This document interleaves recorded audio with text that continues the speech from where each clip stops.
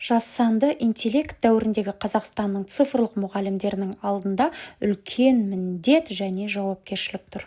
Мен Мақұлбекова Елмира Бақытжановна, 214-ші жалпы білім беретін мектептің бастауыш сынып мұғалімі, педагог зерттеуші.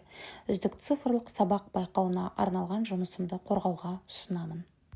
Ең алдымен сіздерге қысқа мерзімді жоспарды ұсынайын. Пән жаратылыстану, бөлім атауы табиғат физикасы, сабақтың тақырыбы жылу өткізгіштік деген не деп аталады. Оқу бағдарламасына сәйкес оқыту мақсаттары түрлі материалдардың жылу өткізгіштігін зерттеу әдісін таңдау себебін, оның артықшылығы мен кемшілігін байланысты негіздеу және алынған нәтижені білім алушы таңдаған формада ұсыну. Өздеріңіз көріп отырғандай, сабақтың кезеңі, уақыты, педагогтың іс-әрекеті, оқушының әрекеті, бағалау және ресурстар, дескрипторлар берілген.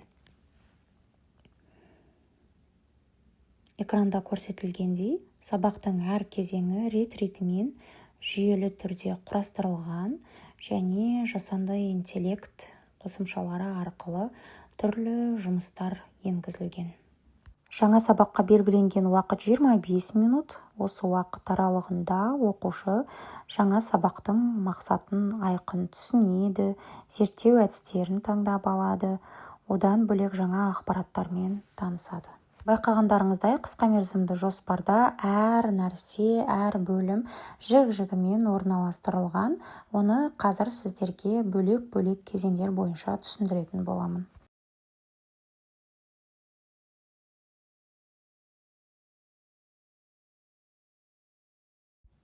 Сабақтың басында гауһартас психологиялық ахуал ұйымдастыру әдісі қолданылды.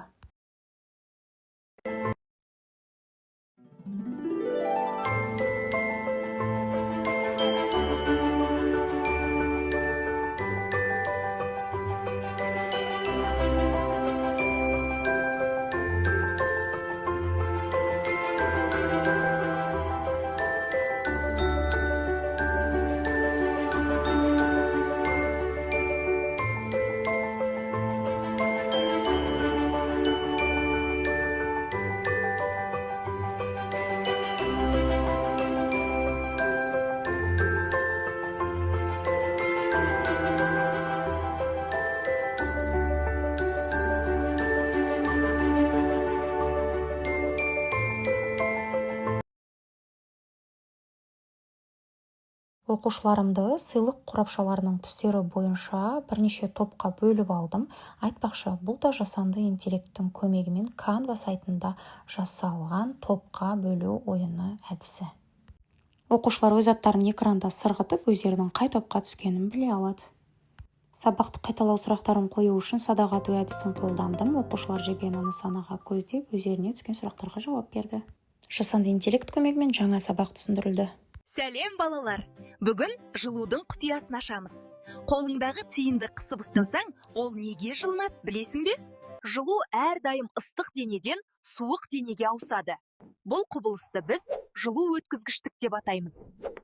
Партаның ағаш бетімен темір аяғын ұстап көрші.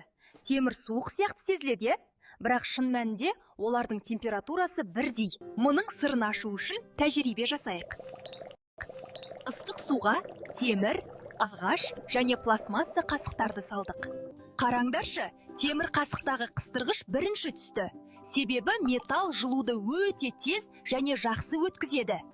Сондықтан қазан тез ысу үшін металдан жасалады. Ал қолымыз күймес үшін оның тұтқасы жылуды нашар өткізетін пластмассадан болады. Қыста құстар тоңбас үшін жүнін үрпитіп алады. Олардың жүнінің арасындағы ауа жылуды сақтап қалуға көмектеседі. Ал суық Антарктидадағы итбалықтар қалай тіршілік етеді? Олардың терісінің астындағы қалың май қабаты жылуды сыртқа шығармайды. Сен білесің бе? Ауасыз бос кеңістік, яғни вакуум, жылуды мүлдем өткізбейді. Бұл ғарышта өте маңызды. Сонымен біз жылу өткізгіштер мен жылу оқшаулағыштарды білдік. Әлемді зерттеуді тоқтатпаңдар, сау болыңдар. Алақанда ұстаған монета біраз уақыттан кейін қандай болады? Арай мен Асхат бір уақытта шай құйып ішті. Арайдың темір қасығы әлі ыстық, Асхаттың ағаш қасығы суып қалды. Неліктен деп ойлайсыңдар? Ашық сабаққа арнайы таңдап алынған тиімді әдіс-тәсілдердің арқасында оқушылардың сабаққа деген қызығушылығы артып, белсенділіктері жоғарғы деңгейде болды.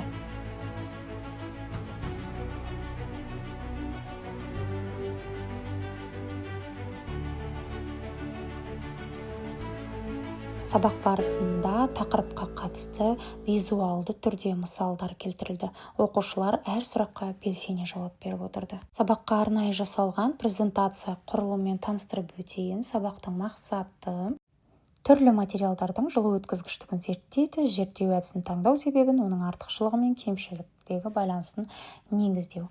Топ атаулары: жас зерттеушілер, шығармашылық жобалаушылар, технология. Ұйымдастыру кезеңінде гауһар тас, үй тапсырмасын сұрау кезеңінде садақ ату әдістері қолданылды. Дескрипторлар сұрақтарға белсенді түрде жауап береді, жауабын анық әрі түсінікті жеткізеді. Жалпы 2 балл. Сондай-ақ қызығушылықты ояту, жаңа сабақ кезеңдеріне байланысты дескрипторлар берілген суреттегі заттар бойынша өз тұжырымын жазады, өз ойын ортада дәлелдеп айтады, жазуын ұқыпты және қатесіз жазады. Жалпы 3 балл.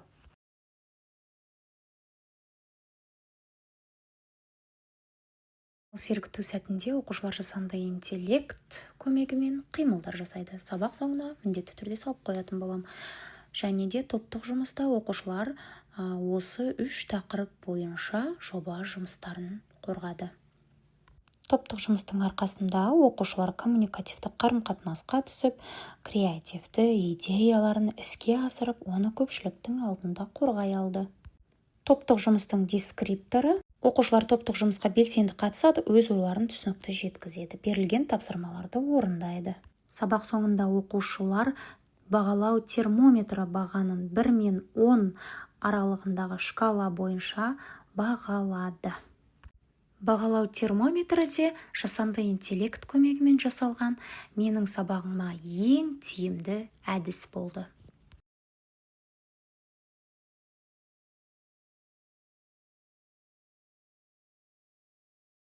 Назар салып тыңдағандарыңызға рахмет.